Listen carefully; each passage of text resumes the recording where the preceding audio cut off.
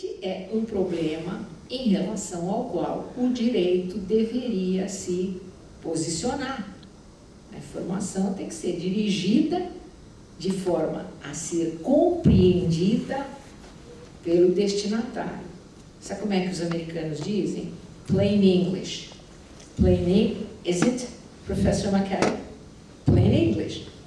Quer dizer, é inglês para o semi-analfabeto. Não adianta você receber informação deste tipo, porque esta é aquela tal que não informa nada. Então, você tem este problema que é econômico. Parem de pensar o direito, as normas estruturalmente. Pensem o sistema jurídico como um sistema de premiação.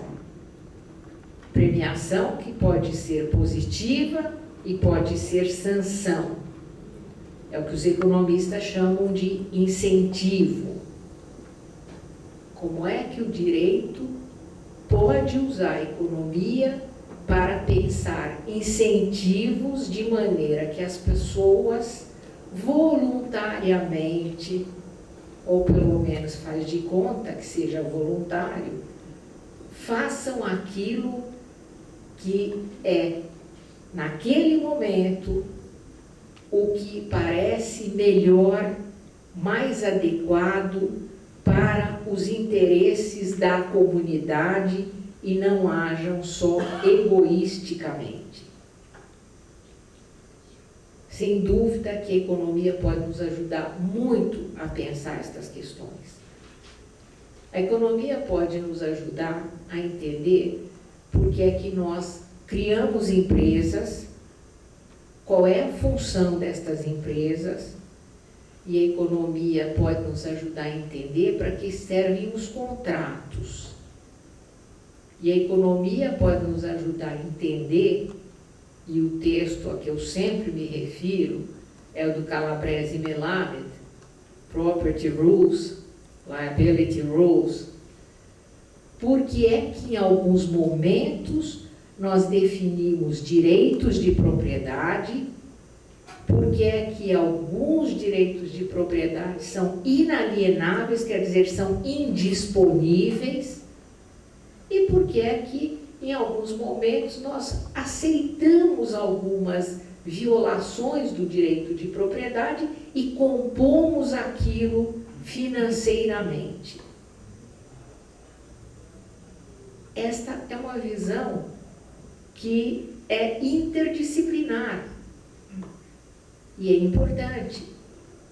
Nós discutimos aqui algumas vezes direito de propriedade, mas, doutor Luciano, eu não ouvi ninguém usando a noção da economia de bem público e bem privado para definir a propriedade.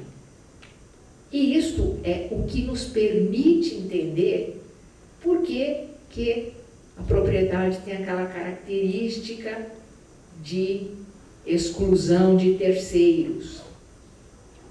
O bem público é não excludente e não rival. Você quer um bem público aqui agora? Essa é a iluminação elétrica. Todos aqui usamos, e o fato de que qualquer um de nós está sendo beneficiado pela claridade não exclui nenhum outro, e o nosso consumo desta energia não exclui o consumo de ninguém outro. Mas no bem privado, o nosso consumo exclui o outro, e a nossa titularidade sobre o bem impede que o outro a tenha. Então, esta noção vai nos ajudar a pensar mecânicas de desenvolvimento induzidas pelas normas jurídicas. Como é que nós vamos trabalhar isto? Bom, aí tem um problema político, tem um problema de escolha pública. E, portanto, nós vamos ter que passear um pouco por outras áreas, não só a economia, para equacionar isso. Aí vocês falam que o professor Giacomo Balbinotto, que gosta muito de macro, né? E escolha pública, né, Giacomo? E ele, sem dúvida, terá uma contribuição muito importante. Então, a associação de direito e desenvolvimento é fundamental. Fundamental para que nós possamos desenvolver o país, e se nós pensarmos em maximização, vamos pensar também em como distribuir esta maximização pela sociedade. E para isso nós vamos precisar de normas jurídicas. Então pensem o ordenamento jurídico não pela literalidade das normas de direito posto, mas pela função que ele deve desempenhar na sociedade como um instrumento de colaboração, de cooperação, de incentivos, e não como um instrumento que fomente litígios, que é o que tem acontecido ultimamente. Eu espero ter instigado os senhores bastante, mas se não, depois eu pediria mais 2 minutos para jogar mais algumas bombinhas neste auditório. Eu vou me conter aqui, doutor Luciano, porque senão eu fico empolgada e extrapolo o tempo.